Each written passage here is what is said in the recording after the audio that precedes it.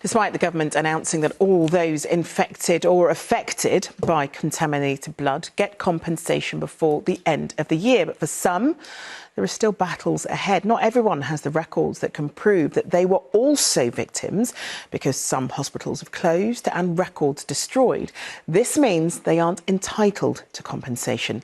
Our senior correspondent Ron K. Phillips now on the families enduring yet more trauma.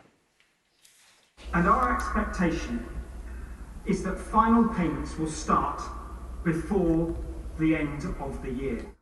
While her attention was on the government announcement about the compensation package, Alicia Samuels clutched a shirt belonging to her late father, and her thoughts were focused on him. I just wish my dad would have been able to experience it. That's all I kept thinking. I just wish he could have seen this.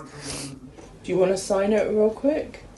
This is Reverend Clifford Samuels talking to Alicia in 2019, shortly before he died.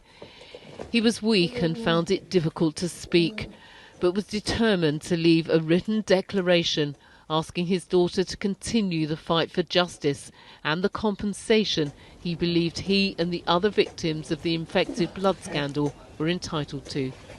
The government will pay comprehensive compensation. Most victims of the infected blood scandal will get more than £200,000 as an interim compensation payment from as early as this summer. Final payments could run into the millions. But Alicia is still battling to get her father recognised as a victim. It's thought Reverend Samuels contracted hepatitis C after he was given a blood transfusion during an operation to remove a stomach ulcer. He was not diagnosed until the early 2000s.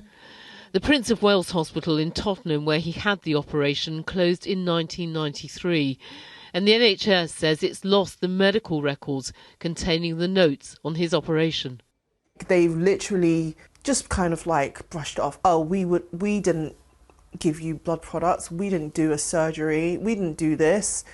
And I've seen my dad's scar from his chest to his navel where they cut him open. The evidence is there. He had the hepatitis C, he had the operation, gave him cirrhosis of the liver and ultimately took his life. Lawyers say while today's announcement was mostly good news, it doesn't cover clients with more complicated cases like Alicia's. In the past, they haven't been deemed eligible under any of the schemes because they weren't able to prove on medical record that they had received a blood transfusion. Unfortunately, in the announcement that we heard today, we still feel that there are some gaps in clarity, and it's not clear to us what the eligibility criteria is and how those types of cases will be handled.